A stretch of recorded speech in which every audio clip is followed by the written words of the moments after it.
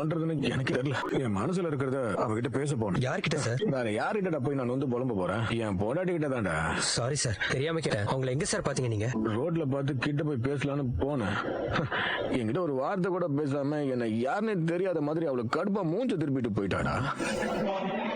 கண்ண பொண்டாடிடாவ தாலி கட்டின புருஷன் இப்படி லெஃப்ட் ஹேண்டில் பண்ணிட்டு போனா எனக்கு எப்படி வலிச்சிருக்கும். ஏன்னா என்ன பார்த்த முதல் நிமிஷத்துல இருந்து இந்த நிமிஷம் வரைக்கும் அவரோட மனசுல இருக்கிறது நான் தான், நான் மட்டும் தான். இதுதான் உண்மை.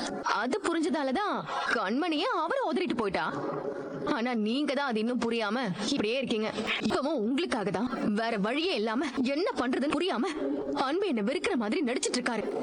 ஆனா ஒண்ணு சொல்லட்டுமா, எப்பவுமே முதல் காதல யாராலையுமே மறக்க முடியாது, அதை விட்டு கூடவும் முடியாது. அன்போட முதல் காதல் நான் தான். அதை யாராலையும் மாத்தவோ அழிக்கவோ முடியாது. அது இதை குத்துன பச்சை மாதிரி.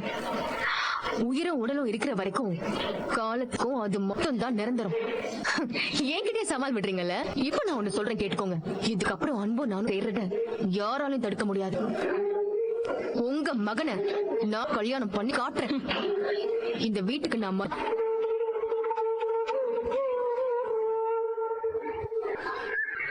அப்போ இவ்வளவும் தெரிஞ்சும் எல்லாருமா சேர்ந்து முட்டாளாக்கிருக்கீங்கல்ல? ஆமா.